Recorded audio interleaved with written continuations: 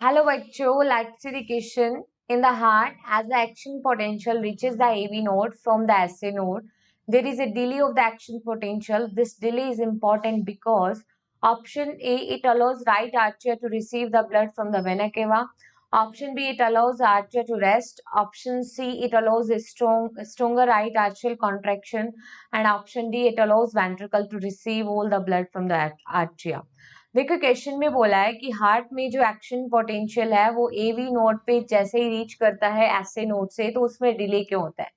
देखो SA node that is a sinoatrial node, ठीक है, जिसे हम हार्ट का पेस मेकर भी कहते हैं और ये सिचुएटेड रहता है राइट आर्ट्रियम में राइट अपर कॉर्नर पर, ठीक है।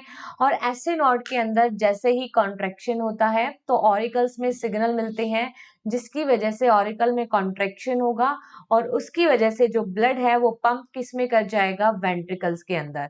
अगर इस डिले नहीं हो और एवी नोड के अंदर एक्शन पोटेंशियल जनरेट हो गया तो उससे क्या होगा, वेंट्रिकल के अंदर कॉन्ट्रैक्शन हो जाएगा और वेंट्रिकल अभी आर्टरियल से ब्लड रिसीव कर रहा है। अगर वेंट्रिकल पंप करेगा ब्लड को तो वो प्रॉपरली आर्ट्रियम से ब्लड को रिसीव नहीं कर पाएगा।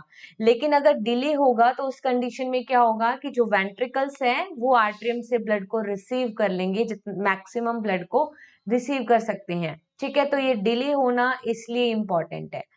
ऑप्शन ए में लिखा है it allow right atria to receive the blood from the vena cava. No, ये अलो करता है वेंट्रिकल को मैक्सिमम ब्लड रिसीव करने के लिए। कहां से, आर्ट्रियम से।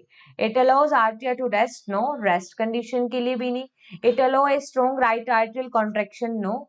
ऑप्शन डी में लिखा है it allows ventricle to receive all the blood from the atria. Yes, अगर ये डिले होगा तो उस कंडीशन में वेंट्रिकल्स मैक्सिमम ब्लड को रिसीव करेंगे आर्ट्रिया से। So here only D is the correct answer. Best of luck.